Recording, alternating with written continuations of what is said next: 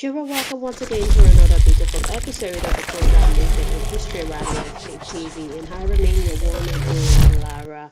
I need you to sit back, relax, and enjoy every bit of this program as we focus on 18th of February way back in history. Let's get down to reading. Mark Twain releases his well-known and often contentious book, The Adventure of Huckleberry Finn, on October 18, 1885. Samuel Clemens, writing under the pen name Twain, initially presented Huck Finn as Tom Sawyer's best buddy in his wildly popular novel The Adventure of Tom Sawyer in 1876. Even while Twain considered Huck's tale to be a short and continuation of his previous work, the new book was far more serious, concentrating on the antebellum South various areas of life as well as the institution of slavery. Moving on, Pluto. Let's talk about Pluto. Pluto, once believed to be the ninth planet, it was discovered at the Lowell Observatory in Flagstaff, Arizona by astronomer Clyde Tombaugh. The existence of the unknown ninth planet was first proposed by Percival Lowell, who actually concluded on a theory that wobbles in the orbit of Uranus and Neptune were caused by the gravitational pull of an unknown planetary body. Now, Lowell calculated the approximate location of the hypothesized ninth planet and searched for more than a decade without success. However, in 1929, using the calculation of Lowell and W.H. Pickering as a guide, the search for Pluto was resumed at Lowell Observatory in Arizona. On February 18, 1930, Tombaugh discovered the tiny distant planet by the use of a new astronomical technique of photographic plates combined with a blink microscope. His finding was later confirmed by several others. On 18 February 1954, the Church of Scientology of California was incorporated in Los Angeles. To better spread his mantra, Hubbard set up churches around the world likened to franchises by some, with St. Hill Manor in Sussex among the most important. According to Scientology belief, Scientology itself is a blend of science and spirituality, would believe in an immortal spirit and in improving that spirit here on earth using Scientology's method.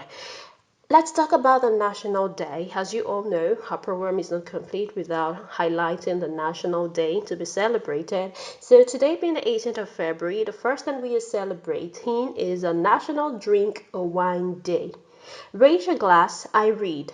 Raise your glass to a delicious beverage that pairs well with a romantic dinner or a fun night out with friends. Unsurprisingly, National Drink a Wine Day is a day to celebrate wine, which includes drinking someone. And I hope you know a glass of red wine a day is good. However, its purpose isn't to result in millions of people staggering around the bar after losing self-control or leaving participant facing the mother of hangover. And National Drink Wine Day should be enjoyed responsibly on this day more than any other. Now, the annual event is a time to reflect on many benefits of wine as well as the role it has played in human history and society. The social aspect are particularly pertinent on this day, which should be enjoyed with friends and family. After all, there is nothing quite like sipping a glass of good stuff while sharing fun and entertainment with people that matter most. So grab a bottle of red wine today and enjoy. Also today we will be celebrating Eat Ice Cream for Breakfast Day. Eat Ice Cream for Breakfast Day was created to commemorate the 9 wonderful years of the bright soul that was Malia Grace, born on February 18, 2001. Malia, who passed away after a long fight with cancer on December 7, 2010, was an inspiration to everyone around her.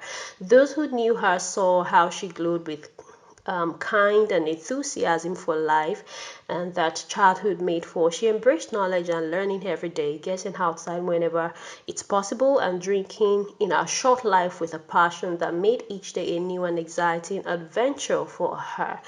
This particular day was first celebrated on her birthday in 2013 by a group of close friends of Malia to commemorate her life and creativity. The event started out small and was shared with just few folks on social media. Now, in 2014, the event went public and opened up to include 55 other families of children who were suffering from cancer. So Eat Ice Cream for Breakfast Day went on to become a day to honor all children who have battled or are battling childhood cancer.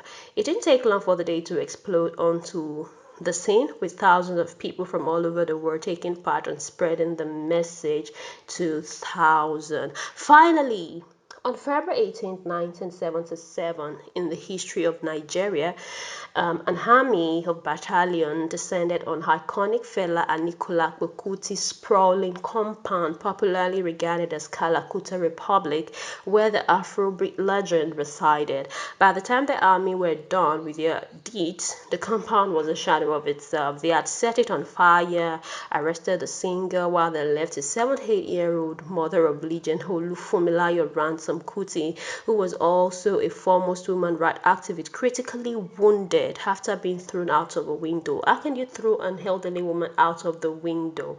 In which the upper floor, as they in the upper from the upper floor, they threw her out of the window and they carried out their destruction. The raid, which took place in the early hour of 18 February, came as a shock because it was overrun by over 1,000 soldiers under the guise of arresting the Afrobeat legend for keeping underage girls in his residence. His mother, who later died from the injuries she sustained. May her lioness soul rest on in peace. Amen. Today's history is actually ending on a sad note. This last one actually gave me a mood swing. So may the soul of Fumilayo Kuti rest on in peace.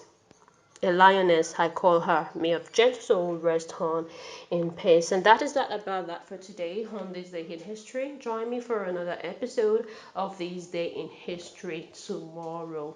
Peace.